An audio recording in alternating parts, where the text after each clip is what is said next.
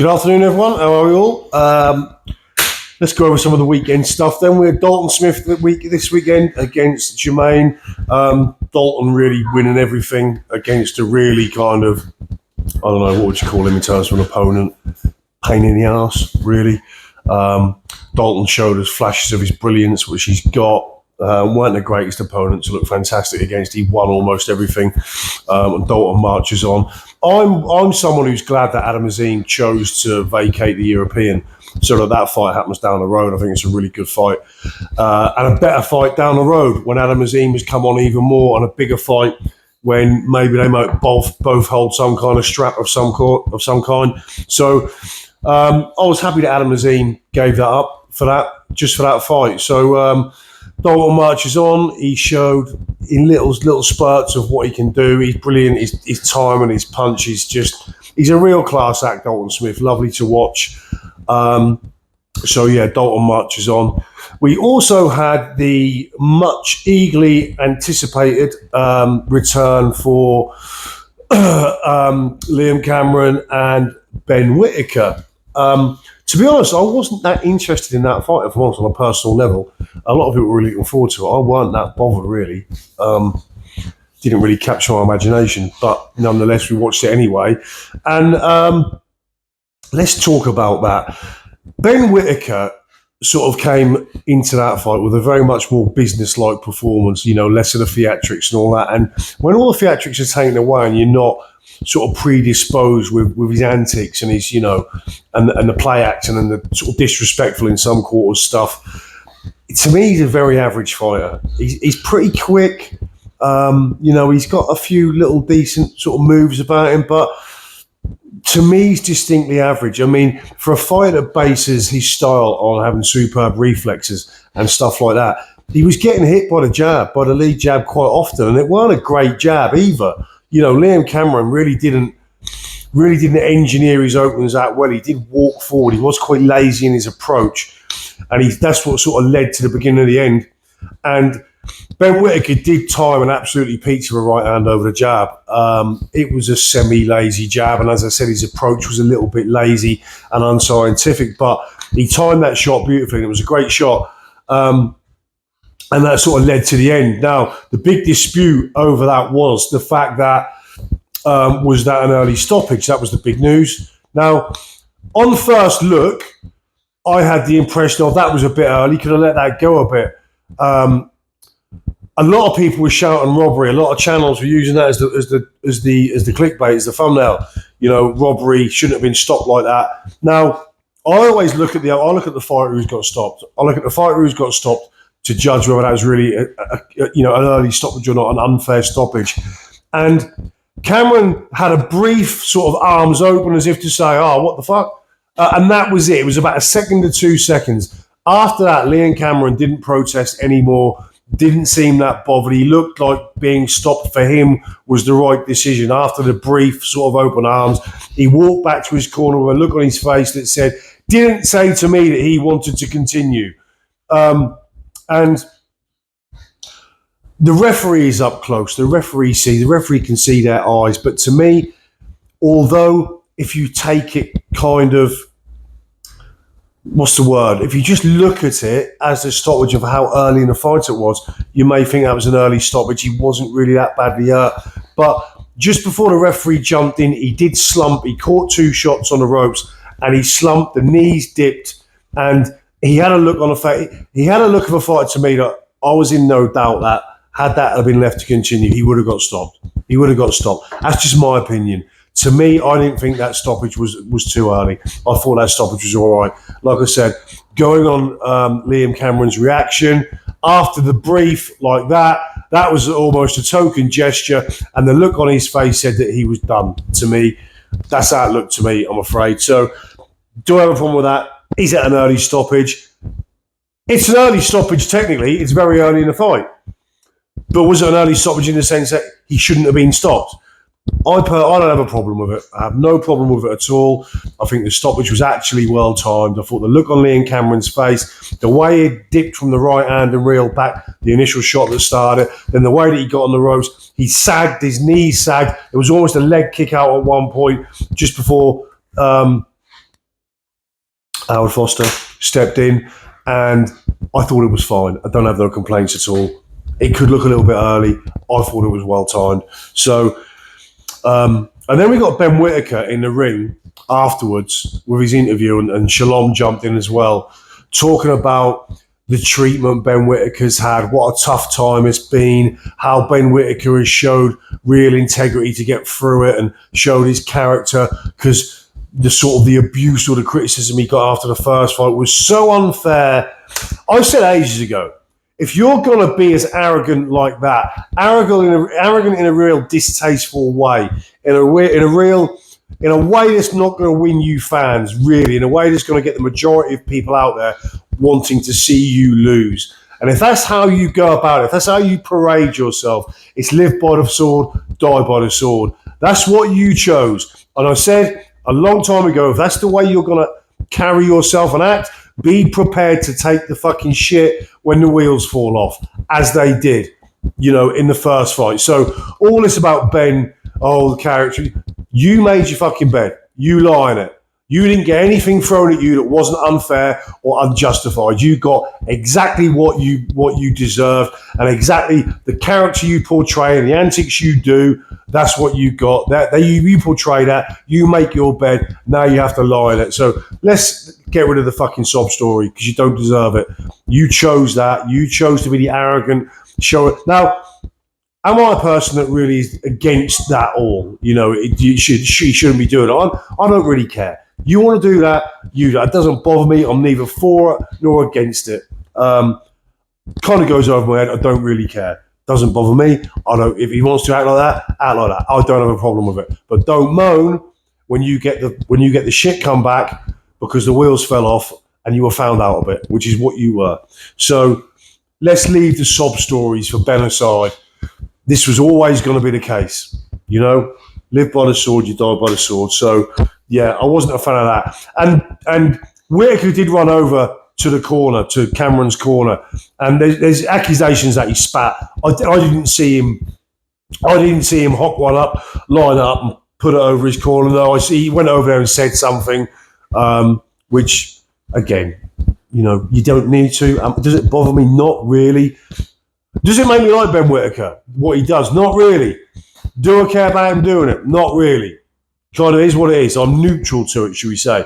But it doesn't make me be a fan of Ben Whittaker. It makes me worry for Ben Whittaker, because as he did in the first fight and the wheels fall off, son, you're going to get both horns, aren't you?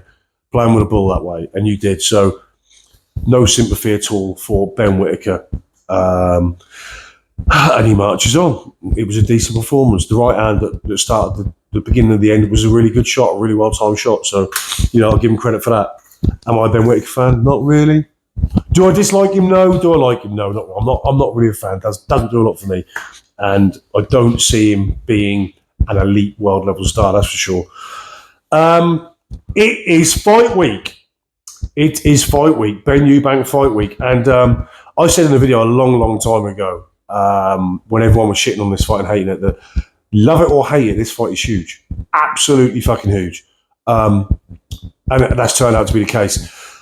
I will do a prediction video. So I'm going to leave the prediction video to maybe the Friday, because I like to see what happens in fight week. I like to see what happens the closer we get, because sometimes we can have stuff arise as we get closer, and that can have a bit of a determination on how we view or how we predict the fight. So I'm going to leave it till later on. But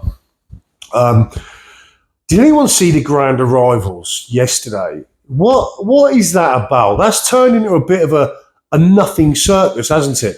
And because Ade has been pulled from this now, we had a guy, an American guy. I don't know if any of you lot watched these Grand Arrivals, but I didn't mind the Grand Arrivals. The Grand Arrivals that we got in Saudi, when they would be outside, it was sort of at night, and there was a crowd, and the fighters would turn up and they'd have a little chat and walk off. I didn't mind that. It's still a nothing event. It's still just, let's make some TV and get some viewership out of nothing, really. But I didn't mind it.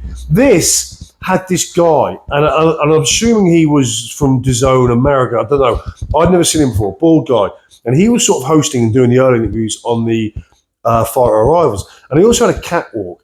And it was you could see how uncomfortable these fighters were. They had to walk on stage, walk down a catwalk, have a little pose, walk back. And then you got this American guy who had a microphone, and he would speak, and while he was speaking, he'd put the microphone under the fighter's face, so the audio would go from him, then he'd remember, then he'd bring it back, then the audio would shoot up, then the fighter would speak, then he'd bring it over, and it was just, and he was wooden as anything, and it was just an absolute fucking shambles. A shambles of an event, which is a nothing event, and just had this awkward period where these fighters had to walk down a catwalk.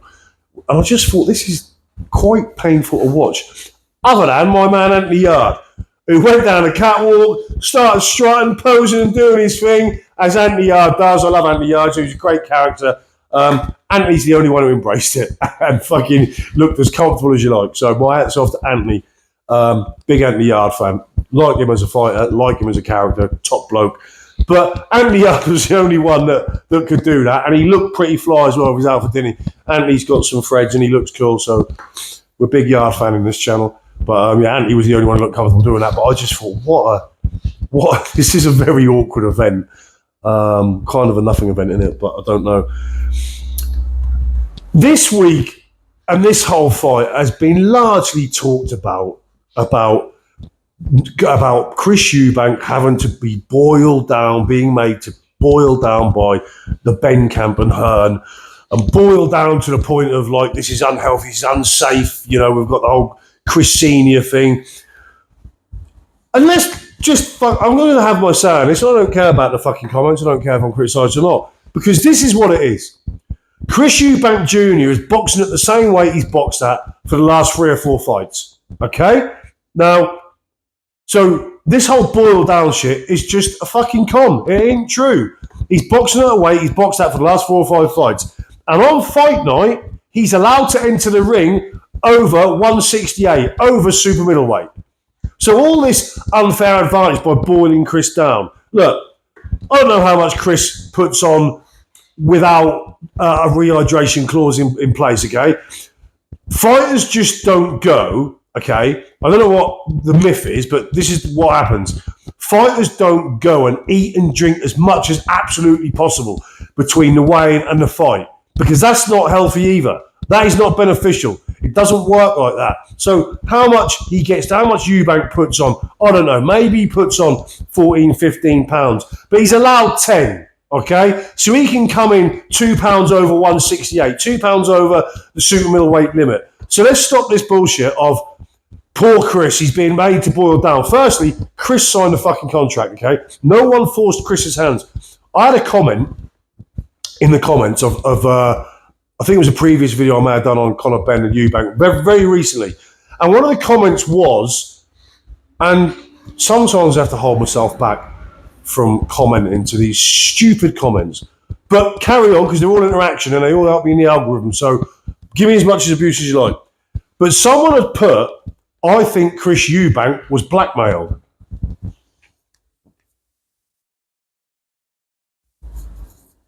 Yeah, and I'll leave that there. But let's just get rid of this shit of Chris Eubank. Poor Chris Eubank is being made to boil down.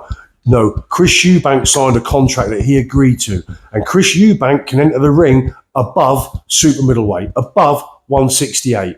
So let's just leave that aside as an excuse, because that will be the excuse. And listen, I rate Chris Eubank Jr. I think he's an enigma. He's a super talented fighter. I've always said, though, Chris Eubank on a skill level is fucking very skillful. He's a fantastically skillful fighter. But his approach and the way he employs his skills doesn't always lend itself to winning fights and winning rounds at the highest level. It just doesn't. But if we're just looking objectively, skill for skill, he's super fucking talented. He's got a lot of attributes. I'm not a fan of Chris Eubank. And I've made a video before about, I say I'm not a fan. I'm not a fan of his argument of drug cheats should be banned for life. If that's your stance, then you don't sign up to fight him unless you're just about the money, which you are. Let's not hide it. Let's not lie about it. Let's just tell us what it is. Chris, you're in it for the money and you don't really care about drug cheats. If you did, you would boycott this fight and you wouldn't take it. So that's That's what I don't like Chris Eubank. I disagree with that, and I think it's a fraudulent claim to make when your actions say something different. But as a fighter, I like Chris Eubank, and there's an interview with him on the YouTube channel Diary of a CEO, and he's very open on that interview, and I come out of that interview with a newfound respect for him. But I can't respect what he's saying about drug cheats, because what you say and what you do are two totally different things. They contradict each other. It's hypocritical. So, yeah, it's not that I'm a Chris Eubank hater at all. I just don't like that argument. And I don't like this excuse being thrown about that it's unfair. And he's been forced to do it. You haven't been forced to do it, and it's not unfair. You're allowed to enter the ring over 168 and you box at middleweight. So let's put that to bed. Anyway, that was it. I'll see you all soon.